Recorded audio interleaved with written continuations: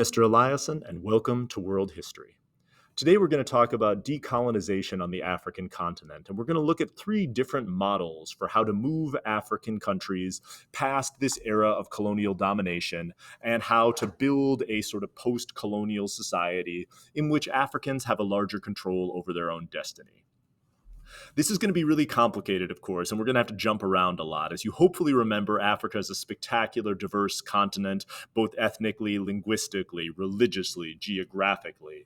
And so none of the things I say are going to be universally applicable to anyone. And so in order to give you the best sense of the way that Africans responded to these challenges in a reasonable amount of time, I'm going to pick these three examples and probably overgeneralize them. So apologies in advance. Here we go.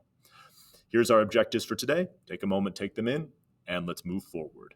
So the first example we're going to use is Ghana.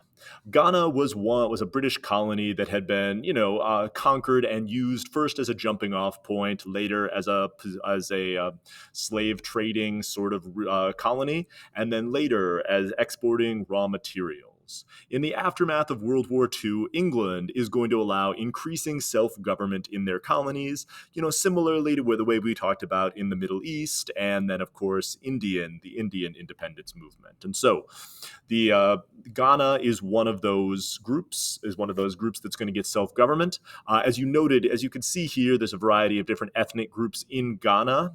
And the colony of the Gold Coast specifically did a lot of trade with these other ethnic groups. And so trying to unite them together into one Ghanaian people is somewhat difficult.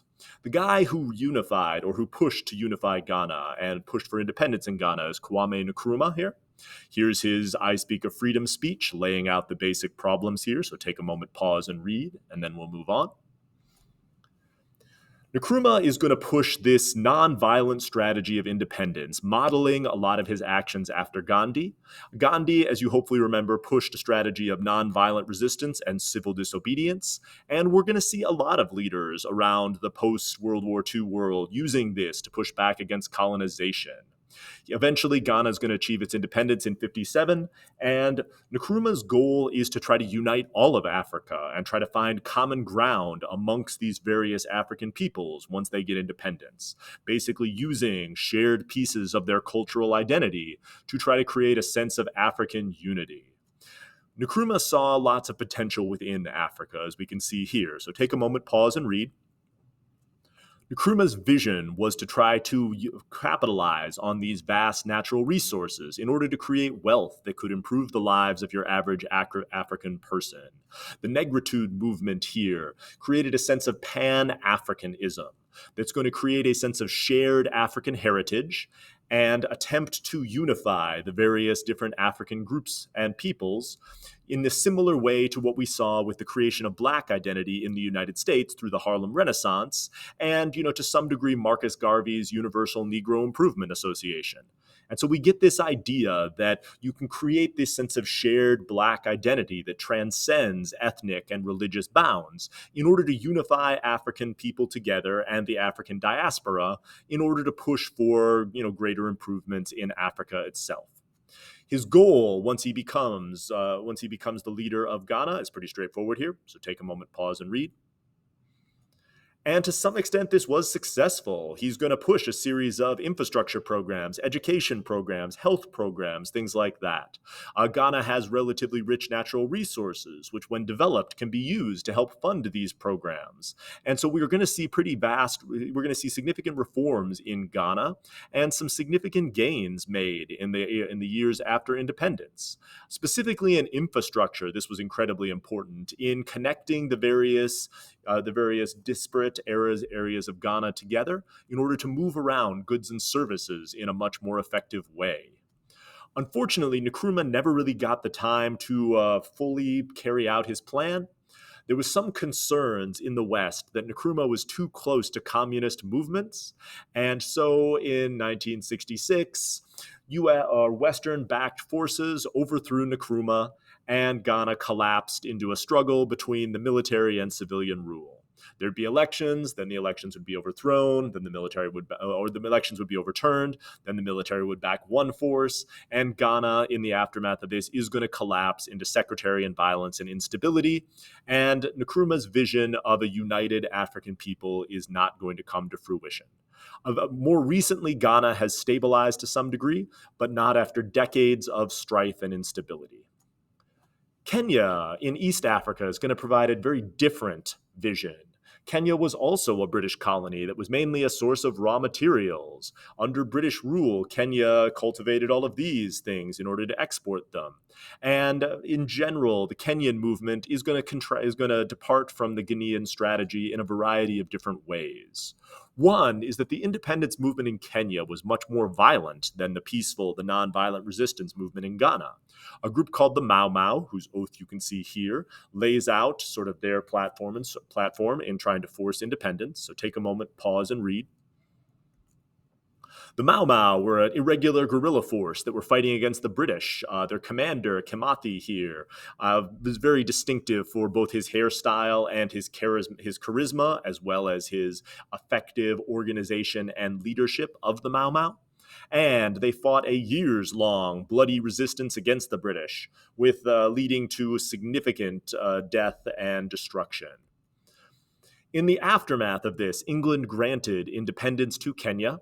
This is Jomo Kenyatta here, trying to distance his political party, the Kenyan African Union, from the Mau Mau, and basically arguing that in the aftermath of independence, the Mau Mau and other guerrilla sort of irregular activities need to stop if the country is going to unify and be able to sort of move forward from this movement. Kenyatta is going to become the symbol of this Kenyan nationalism, and he's going to focus on attempting to unify the Kenyan people, who Kenya is also a very diverse, country, ethnically, linguistically, religiously. So he's going to focus on a vision of specific Kenyan nationalism, as opposed to the Pan-Africanism of Nkrumah. And so here's Kenyatta describing some of the effects of, Western culture and civilization, trying to balance out both the positives along with the negatives of the era of colonization. So take a moment, pause, and read, and we'll move on. This vision of nationalism is to some degree successful. There is kind of a creation of a Kenyan nationality, although different groups within this, different groups are somewhat left out occasionally, and the ethnic conflict within Kenya is still somewhat problematic. There's also issues involving foreigners coming to Kenya, specifically because of Kenya's position in East Africa. There was a significant amount of Indian immigrants into Kenya. And so ethnic and racial discrimination is still a problem that Kenya has not necessarily solved at this point. The other problem with Kenyatta is, you should take a moment, pause, and read. There's some accusations of corruption, of self-enrichment, and of problematic rule from Kenyatta. And he's been accused of not really practicing what he preached, and again, leading to vast disparities in wealth within Kenya that Kenya is still dealing with to this day. So that's the model of African nationalism, and we'll come back and talk more about modern Kenya when we get to sort of our modern unit. Finally, there's Zaire. Zaire had the sort of the misfortune of being one of the most brutally run European colonies in Africa, the Belgian Congo. Absolutely horrible treatment of the people in the Belgian Congo have left long scars, and specifically the extraction of resources has been really problematic.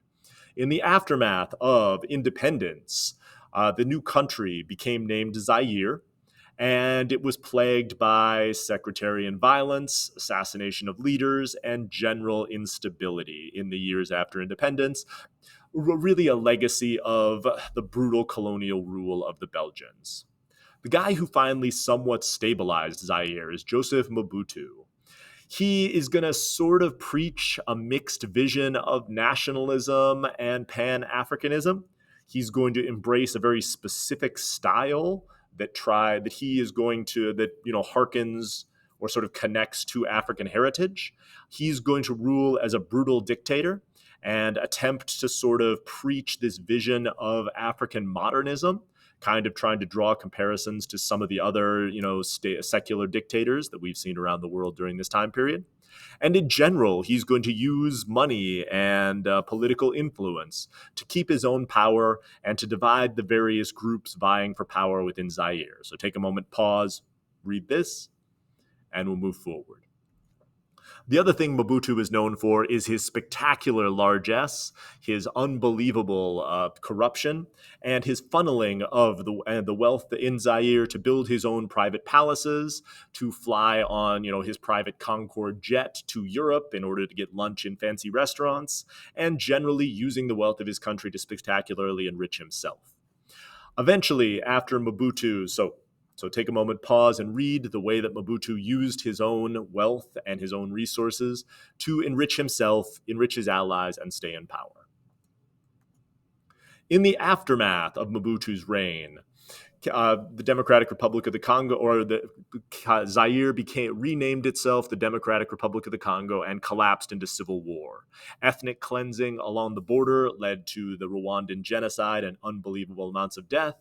And leaders like Lawrence Kabila used child soldiers in order to destroy their enemies and build their own power base.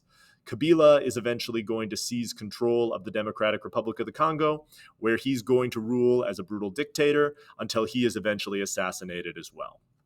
The unbelievable instability in the Democratic Republic of the Congo is pretty common amongst post-colonial African societies, and again, is really a hallmark of the lack of infrastructure, institutions, educational opportunities that were provided to Africans during the age of imperialism. And so the scars of imperialism affect Africa for a long time after these African countries get independent. And we'll come back and check in on Africa and do a brief survey around Africa in our final unit to talk about some of the modern challenges. But in the end, the scars of imperialism are deep and profound. So we'll leave you there for now. Thank you for listening.